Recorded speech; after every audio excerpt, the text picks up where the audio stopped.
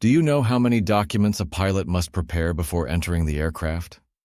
Flight plan, mandatory for controlled airports and desirable for flights in uncontrolled airspace. Fuel plan, concerning taxiing, route, waiting time for landing, flight path, mandatory reserves, and arrival to the alternate airport. Calculations of aircraft weight and balance, that is, the maximum takeoff and landing weight, passenger, baggage, and fuel weights, as well as maintaining their proper distribution for correct aircraft balance. Essential airport maps for the departure, landing, and backup airports, approach and departure charts, and ground maps. Calculations of the distance required for takeoff and landing under appropriate weather and mass parameters, enabling safe takeoff and landing. Navigation plan of the route. For IFR flights, airway numbers and navigation points such as radio navigation aids. For VFR flights, distances, times, headings, and wind corrections angles. Time between VFR navigation points, or easily recognizable characteristic points along the route.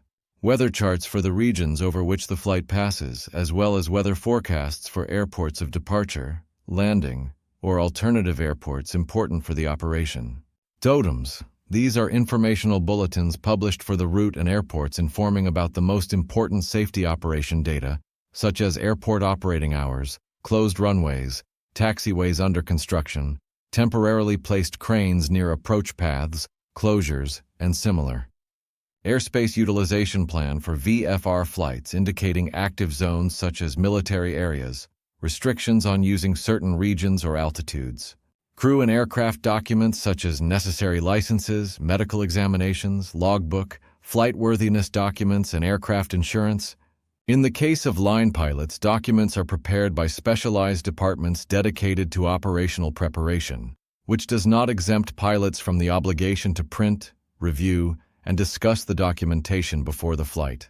The final decisions regarding the amount of fuel and the approval of all the above parameters are the responsibility of the aircraft captain. In the case of training or VFR flights, the pilot prepares the documentation from start to finish. An experienced captain can prepare and familiarize themselves well with the necessary documentation in an hour. But at the beginning of the journey, it takes much longer. You already know why it's said that flying is a pleasure in itself. Be safe in the air, don't take shortcuts, don't trust routine, and always plan each flight carefully.